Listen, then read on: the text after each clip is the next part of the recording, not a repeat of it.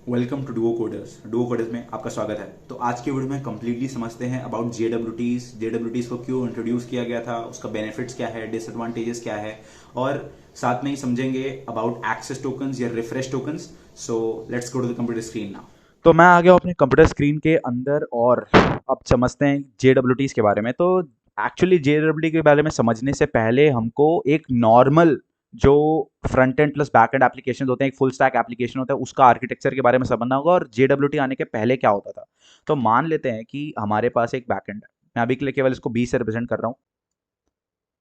यहाँ पे मान लेते हैं कि अपना एक फ्रंट एंड है, ये हम लोग का बैक एंड है। तो अभी तक का जेडब्ल्यूटीज इंट्रोडक्शन के पहले होता ये था कि अगर फ्रंट एंड को यानी कि किसी भी ब्राउजर को ऑथेंटिकेट करना है, तो जनरली होता क्या है कि फ्रंट एंड पे एक यूजर फॉर्म होता है, फॉर्म में यूजर नेम होता है और अपना एक पासवर्ड का सेक्शन होता है ना, यूजर नेम होता है, पासवर्ड होता है। और जैसे ये फॉर्म पे हम लोग सबमिट बटन क्लिक करते हैं, यूजर नेम और पासवर्ड डाल के ये रिक्वेस्ट जाता है बैकएंड के पास, और बैकएंड बेसिकली चेक करता है कि भाई वो यूजर नेम और पासवर्ड करेक्ट है कि नहीं, यूजिंग सम डेटाबेस जिसमें वो अपना पूरा यूजर्स को स्टोर करके रखता है। और अगर वो यूजर नेम और पासवर्ड सही है तो बैकएंड बेसिकली करता क्या है, बैकएंड एक यूनिक स्ट्रिंग जनरेट कर देता है और इस स्ट्रिंग को वो बोल देता है कुकी।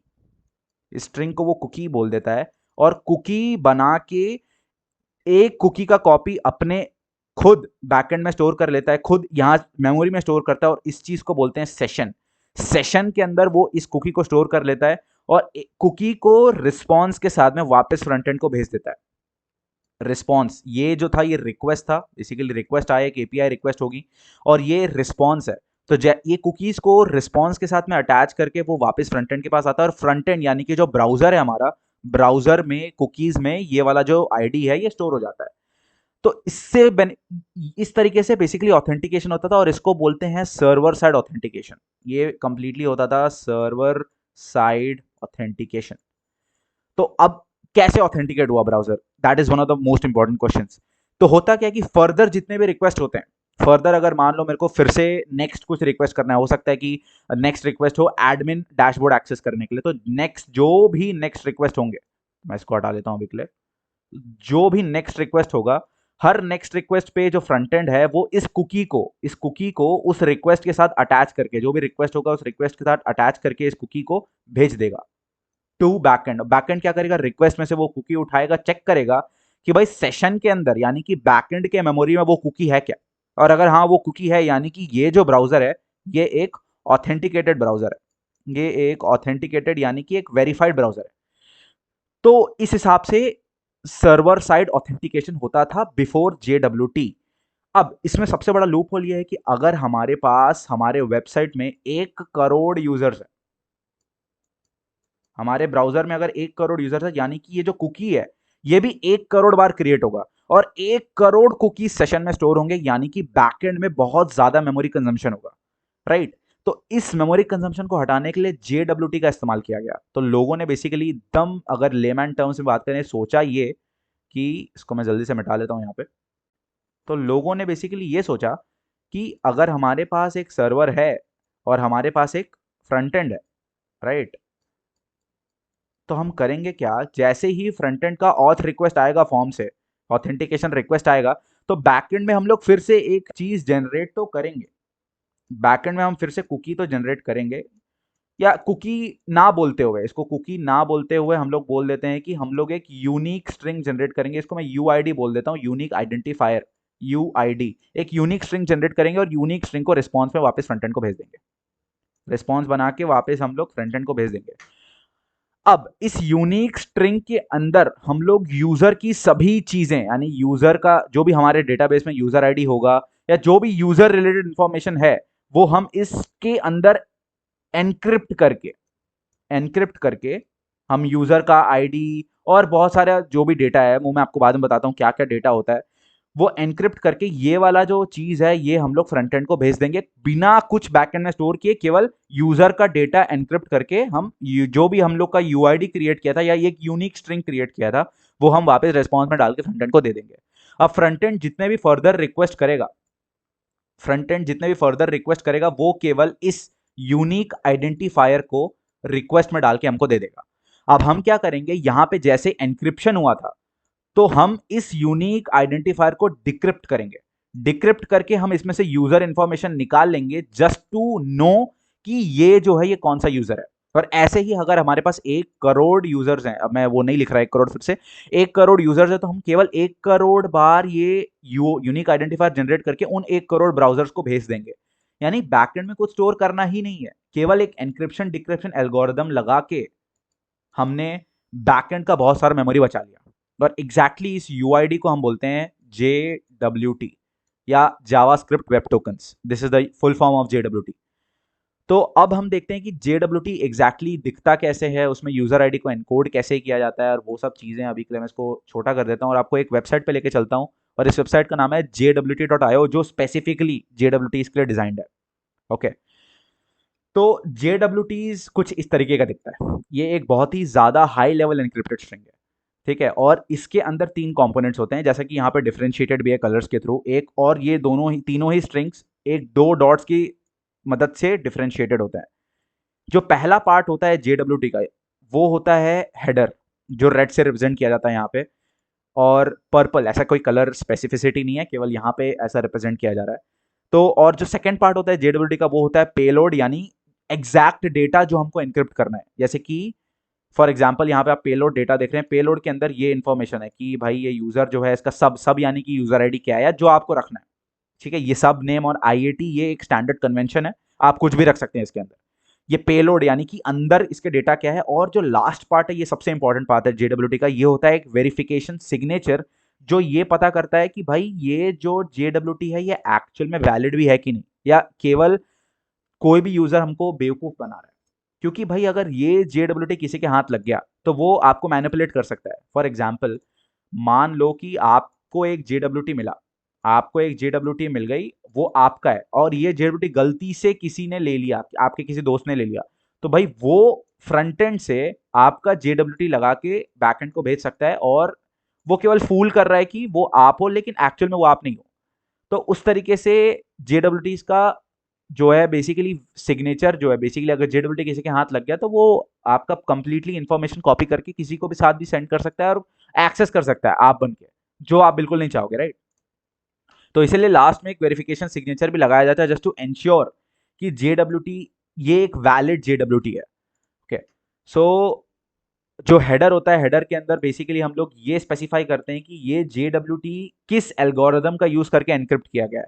यहाँ पे HS256 यानी कि SHA-256 जो एक बहुत ही स्टैंडर्डाइज्ड एल्गोरिदम है, वो यहाँ पे यूज किया गया है। उसके बारे में डिटेल में जाने का उतना जरूरत नहीं है, जस्ट टू अंडरस्टैंड कि JWT होता क्या है।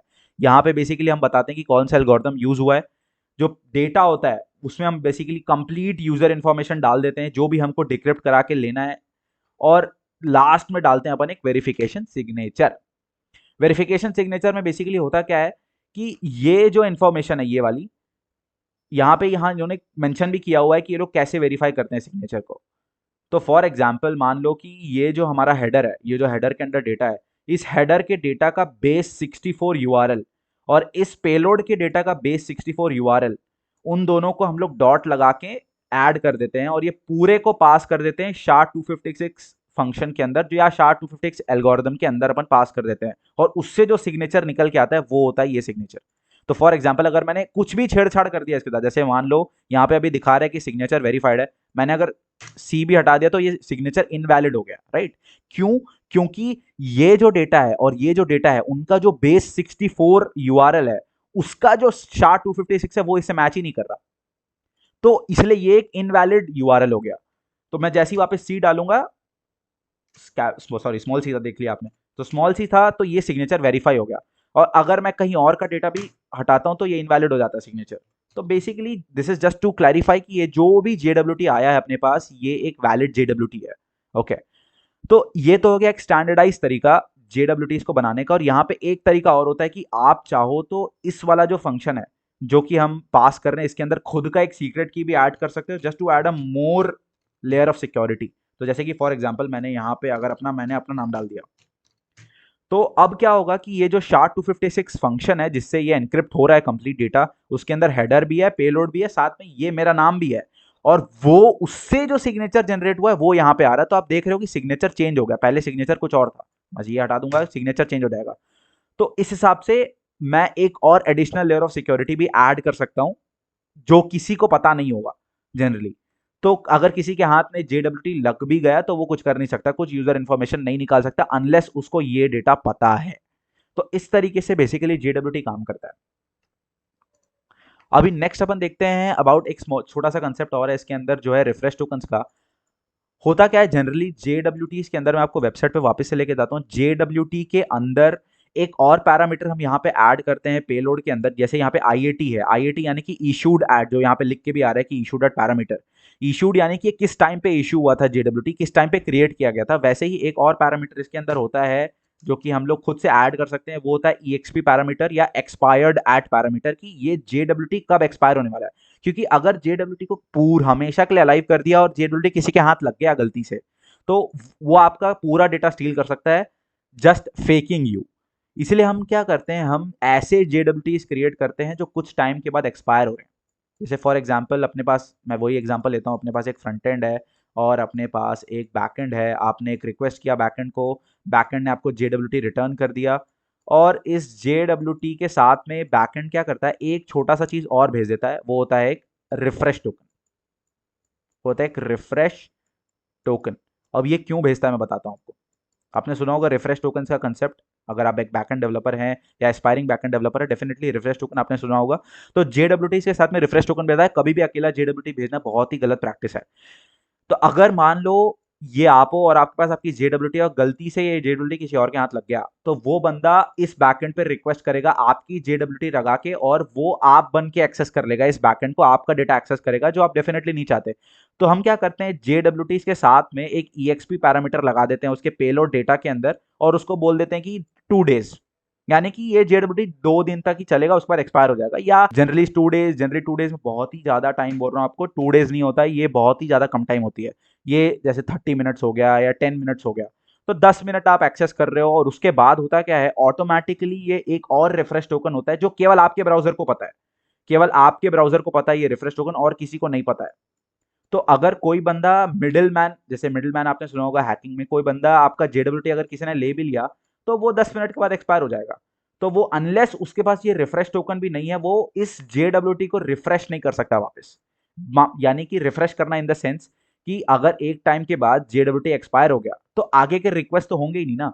तो होता क्या है कि जैसे ही फ्रंट एंड को पता चलता है कि भाई JWT एक्सपायर हो गया है, तो वो एक और रिक्वेस्ट करता है बैकएंड को इस रिफ्रेश टोकन के साथ बोल के कि भाई JWT एक्सपायर हो गया। तो बैकएंड बेसिकली ये बोलता है कि अच्छा ये वो वाला यूजर है जिसको मैंने ये वाला रिफ्रेश टोकन दिया था, और वो एक नया JWT इशू करके वापस से फ्रंट एंड को दे देता है।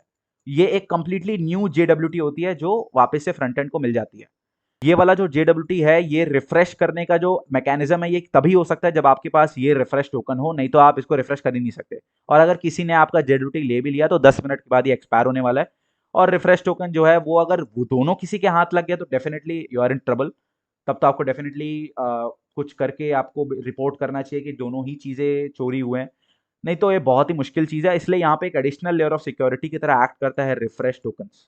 सो this was all about JWTs and refresh tokens. Definitely आपको कोई डाउट होगा तो कमेंट में पूछेगा, I will always be there for you, and until then